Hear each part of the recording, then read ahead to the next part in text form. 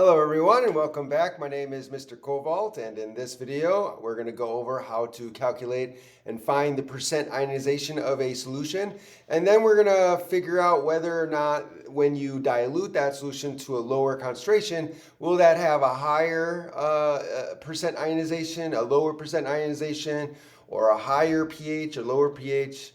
So let's get into this.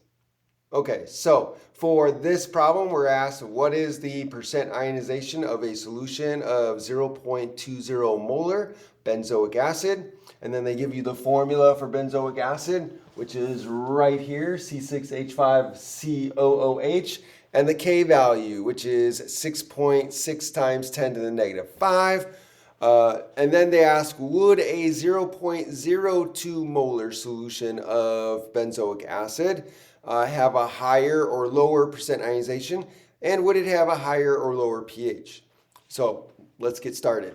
Okay, so here the first thing we want to do is find the percent ionization of the solution of 0.20 molar benzoic acid, and so we're going to have to do an ice table. So we're going to have to write out the equation for the ionization of benzoic acid. So we're going to take their formula, C6H5COOH.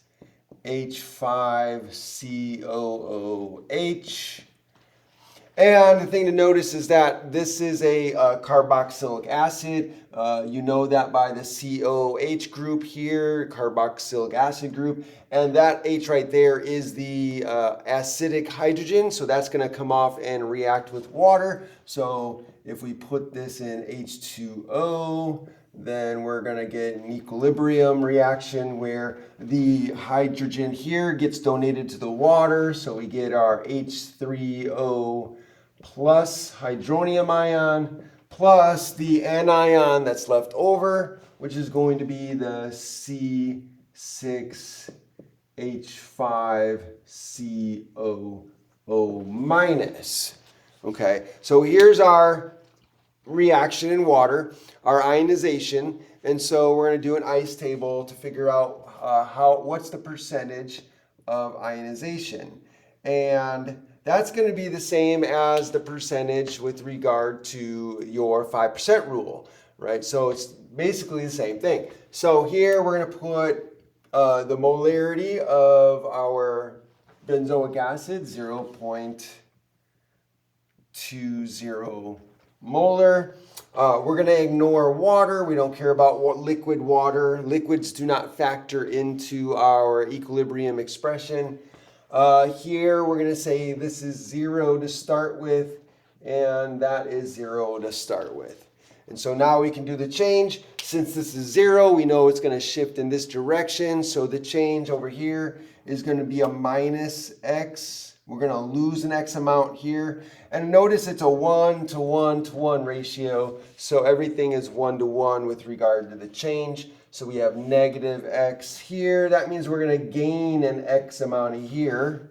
And then we're going to gain an x amount of the anion. And then we add these together. We're going to get 0.20 minus x. And this is going to be x.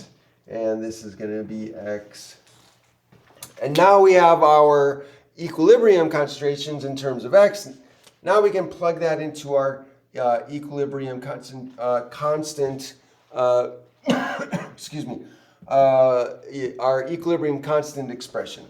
So that's going to be the products, the concentration of products over concentration of reactants raised to the power of their coefficients. Since the coefficients are 1, the powers are going to be 1.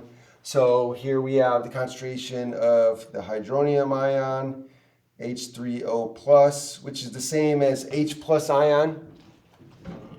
And then we're going to multiply that by the concentration of the benzoic acetate ion. So C6H5COO minus. And that's going to be divided by the reactant here, the concentration of our benzoic acid. So that's going to be C6H5COOH. And so now all we have to do is plug in the expressions here, the equilibrium expressions for the concentrations, equilibrium concentrations of these species. And so now we're going to put in X for the hydronium ion, multiply that by X for the benzoic acetate ion, and then we're going to divide that by the expression here, which is 0.20 minus X. So 0.20 minus X.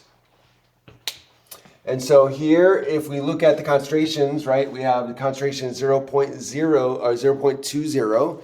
And if we compare that to the Ka value, which is -5 times 10 to the -5, well, the Ka value is much smaller than that of the initial concentration. So we can assume with good confidence that the X is small or X is negligible assumption will hold. So we can then get rid of this, because if X is small, if this X is so small, then the initial concentration and the equilibrium concentration will be practically the same, because subtracting a very, very small amount of X from this will leave you with that.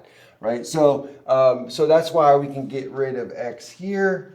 And so then when we solve, this is going to be equal to 6.6 times 10 to the -5.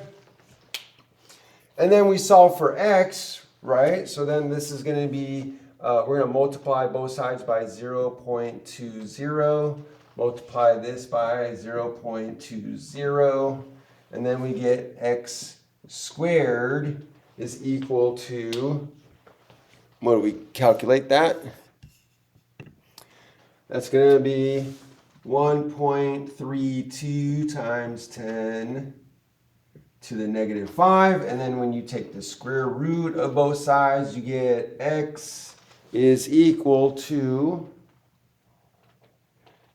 3.633. 3.633 times 10 to the -3. So now that we have the X value, we can then take the X value and we can find the percent ionization by taking the amount that was formed, divide it by the original concentration, multiplied by 100. So let's go ahead and do that.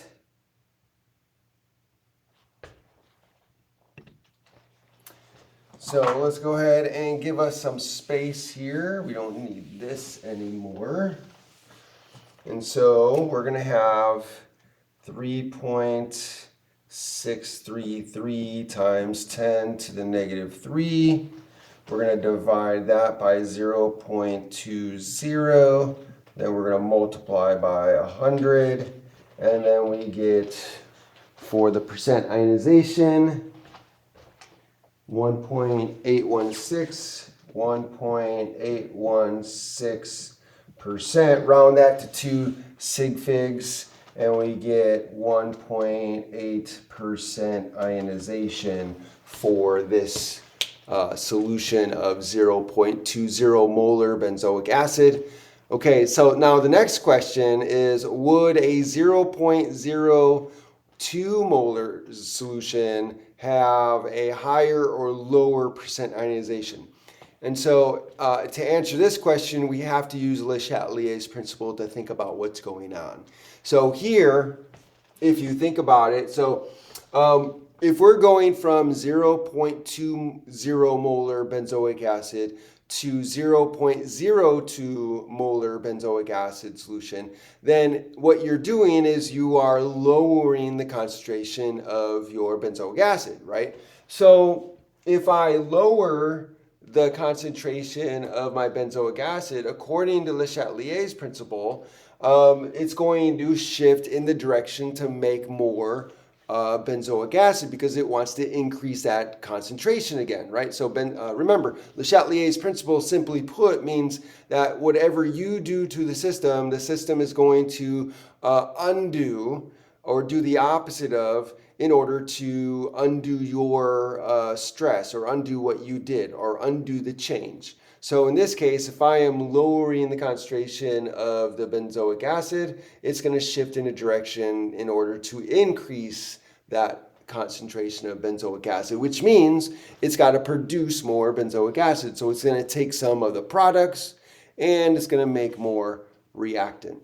And so that's what we would expect. So in this case, we would expect it to shift in this direction, right? So then what we can do is we can do an ice table that would help with that.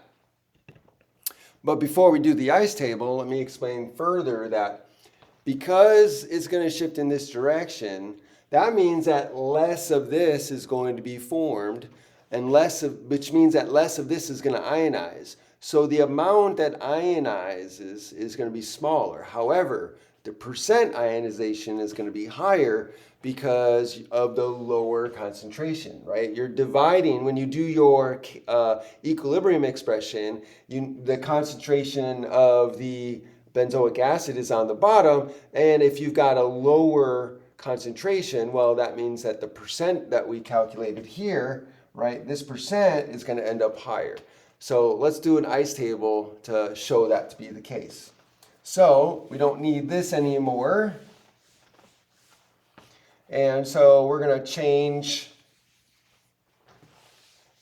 everything. So we're going to start where we started before, but this time instead of 0.20 molar, we're going to have a 0.02 molar solution. And again, water we don't care about. And so we're going to start with 0 and 0 amounts of our hydronium ion and the benzoic acid or benzoic acetate ion to start with, because we're assuming nothing has ionized yet, and we're going to see how much ionizes in this case. So here, again, we're going to lose an X amount here. We're going to gain an X amount, and we're going to gain an X amount there. So again, we add these together, we're going to get 0.02 minus X. This is going to be just X, and that's going to be just X. And so now we do our K expression. So remember, K is equal to the concentration of H3O plus times the concentration of C6H5COO minus over the concentration of C6H5COOH. And now we plug in our expressions for the equilibrium of each of these species. So again, we're going to get X times X divided by, this time it's going to be 0.02 minus X. And that's going to be equal to, again, 6.6 times 10 to the negative 5. Again, we can assume that X is going to be negligible. And then if we do the calculation again, what we'll find is that X is now, what is X? X is now 0.001148. So it's going to be 1.148 times 10 to the negative, let's see here, 1.148 times 10 to the negative 3. So you'll see that X here compared to X before is smaller. So X before was something like 3.3 times 10 to the negative 3. Now we got 1.148 times 10 to the negative 3. So X is smaller, so not as much has ionized. But let's go ahead and calculate the percent ionization. So if we take this number, right, we're going to take that. So to calculate the percent ionization, we take the 1.148 8 times 10 to the negative 3 divided by 0.02 multiplied by 100, and we get 5.744. So we get 5.744, or if we round it to sig figs, it'd be 5.7%. So you can see that the percent ionization is higher, even though the amount that ionized is smaller. And that's because we are dividing by a smaller concentration. And so in this case, as you can see, if you lower the concentration of your acid solution, you're going to get a higher percent of ionization. But your amount that's ionized is going to be smaller. Now, for the other question, we're asked, would it have a higher, would it have a higher or lower pH? Now, pH is the measurement of H plus concentration. So if we take the X value here that we have, right, and compare that with the X value or the pH of the previous solution. So if we remind ourselves, the X value for the first part was, so let's call this X1 and we'll call this X2 to separate them. So the first part, when we were dealing with the concentration of 0.20 molar solution, X of the first part was 3.633. So that was 3.633 times 10 to the negative 3, right? And this is equal to the H plus concentration for the 0.20 molar solution, right? And this is the concentration of H plus for the 0.02 molar solution that we just calculated. So if we take the negative logs of these, then we'll see the difference in the pH if it got higher or lower. But you can see here that the H plus concentration is higher here. And you know, the higher the concentration, the more acidic it is, the lower the pH. And so let's take a look. Okay, so here, if we do the negative log, so let's go ahead and erase this, give ourselves some room here. And let's go ahead and calculate the pH. So again, we don't have to calculate the pH because we know that the relationship of the pH is related to the H plus concentration by the negative log, right? So, and if we see here, the amount here, we got a lower amount the second time. We got a lower amount, 0.02, for the concentration of our H plus, right? That means a lower H plus concentration is going to be meaning a higher pH. So let's go ahead and take the negative log. So for our first part, this is what we got for the 0.2 molar solution. This is what we got for the 0.02 molar solution. So we'll do this one first. So if we take the negative log of the 3.633 times 10 to the negative 3, then we're going to get a pH of, a pH of 2.44. So this is equal to pH. And so we're going to get a pH of 2.44 for the 0.2 molar solution. And then if we do it for the 2.0 or the 0.02 solution, that's going to be negative log of the 1.148 times 10 to the negative 3. And there we will get a pH of 294. So you can see here that going from a 0.2 molar solution to a 0.02 molar solution gives us a higher pH. So we go from 2.44 to a pH of 2.94, so it increases. So that's it for the video. I hope this was helpful in helping you to know how to figure out these sorts of problems. If you enjoyed this video, if this helped in any way, then please by all means like the video, share the video, hit that like button. Also, subscribe to my channel, hit that notification bell up there. And when you do, click all so you can be notified by all the videos I put out. And finally, put a comment down below in the comment section. Let me know what you think, ask me questions. I would love to hear from you. Thanks for joining me and have a great day.